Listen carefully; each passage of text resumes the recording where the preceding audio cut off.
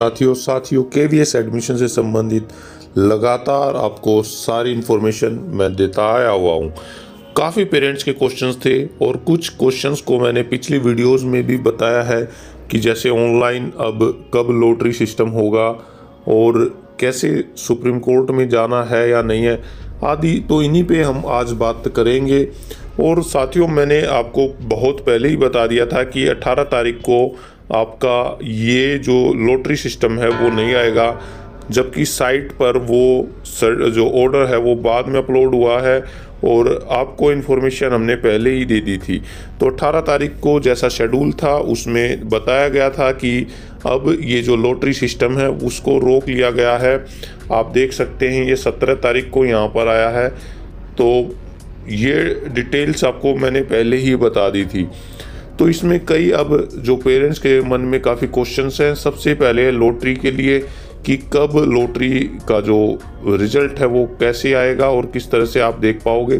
तो साथियों online lottery system है और आप अगर अपनी लॉगिन आईडी पासवर्ड से स्टेटस चेक करते हो तो आप देख पाओगे कि वहाँ पर बहुत सारे पेरेंट्स के आरटी एक्ट के तहत के जो भी पेरेंट्स थे उनके में 21 तारीख का शो कर रहा है, लेकिन ये अभी भी ऑफिशियल नहीं है, ये चेंज भी हो सकता है, लेकिन 21 तारीख का उसमें मैक्सिमम में शो कर रहा है। आप अपने कमेंट सेक्शन में बताइए कि आपने जब अपना एप्लीकेशन स्टेटस को चेक किया तो आपके में क्या ये डेट शो कर रही है या नहीं।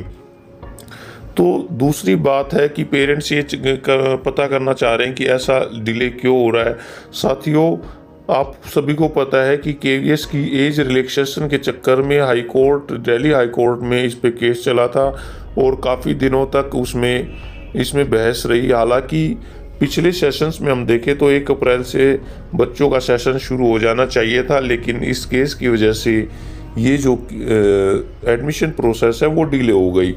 अब इसमें कई बार जो लास्ट डेट थी वो आगे एक्सटेंड की गई।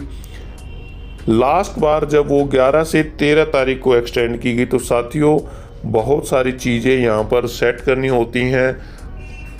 काफ़ी मात्रा में लगभग 7 लाख के करीब ये फॉर्म अभी तक केवीएस के पास आए हैं, तो उनका पूरा शेड्यूल सेट करने में काफ़ी समय लगता है। दूसरा यहाँ पर जो 17 तरह के कोटेज थे जो कि अभी काफ़ी मुश्किल है वापस होने, उनको भी रोक दिया गया है इस सेशन में, क्योंकि सांसद कोटा, डीएम कोटा और दूसरे तरह के 17 तरह के कोटे थे जिस पे कि एडमिशन जो स्टूडेंट ले पाते थे। तो 30,000 के करीब वैकेंसी वहाँ से अभी निकल के आएंगी आम बच्चों के लिए। तो इस पर आपकी राय क्या है, आप कमेंट सेक्शन में ज़रूर बताइए कि कोटा पर आपके क्या विचार थे, क्या ये सही हुआ है या नहीं। लेकिन दूसरी बात है कि अभी इसको रोका गया, अभी हेल्ड किया गया है, ना कि इसको बिल्कुल ख़त्म। तो कुछ समय के लिए हो सकता है इसकी जो प्रोसेस है, जो सर्वर में प्रोसेस को सेट करना है उसकी वजह से जो लॉटरी का जो टाइम है वो डिले कर दिया गया हो, तो ये भी पॉसिबिलिटी है। तो कोटा के ऊपर भी मैंने आपको पूरी डिटेल दी है।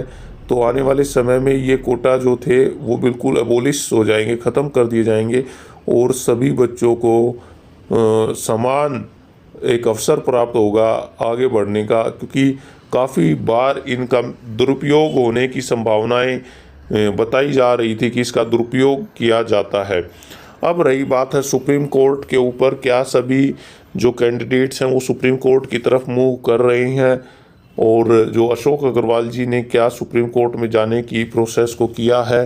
तो साथियों अभी क्योंकि दिल्ली हाई कोर्ट में ये केस चला और अशोक अग्रवाल जी ने काफ़ी तन्मयता से और काफ़ी ब्रेवरी से इसको आगे बढ़ाया, लेकिन लास्ट मोमेंट में कुछ ऐसे चेंजेस हुए कि ये पक्ष कमज़ोर हो गया और गवर्नमेंट की जो न्यू एजुकेशन पॉलिसी के ऊपर उनका जो मजबूत पक्ष होने की वजह से यहाँ पर जो मनवांछित जो हम चाह रहे थे वो ऐसा नहीं हो पाया।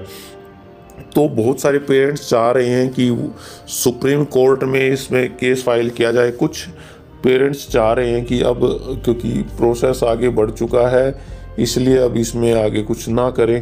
तो आप अगर सुप्रीम कोर्ट में अभी रिट डालना चाहते हैं तो अशोक अग्रवाल जी से आप कांटेक्ट कर सकते हैं वो 23 अप्रैल को अपने चैम्बर में 30 हजारी कोर्ट के चैम्बर में वो मिलेंगे। तो आप वहाँ पर जा कर के, अगर आसपास के पेरेंट्स हैं तो वहाँ पर जा कर के उनसे बात कर सकते हैं। अगर आप कहेंगे तो उसका शेड्यूल मैं आपको यहाँ पर कमेंट सेक्शन में बता दूंगा, लेकिन आपको उसके लिए कमेंट करना पड़ेगा, क्योंकि उन्होंने तो अपनी लड़ाई काफ़ी लड़ी है, लेकिन अभी पेरेंट्स जो चाहते हैं कि आगे भी लड़ाई लड़ी जाए, तो अब पेरेंट्स को ही यहाँ पर इकट्ठा होना पड़ेगा। तो कमेंट सेक्शन में आप अपनी राय ज़रूर दें। तो इस तरह से ये जो पूरा प्रोसेस है, जिसमें कि 3 बातें हुई हमारी लॉटरी सिस्टम की, दूसरी कोटाज की, और तीसरी सुप्रीम कोर्ट से संबंधित जो डिटेल है वो मैंने आपको यहाँ पर शेयर की हैं। अगर इससे अलावा भी आपके अगर कुछ क्वेश्चंस हैं तो आप कमेंट सेक्शन में आप उनको लिखें, और उससे संबंधित और भी बातें हम आपको बताएंगे।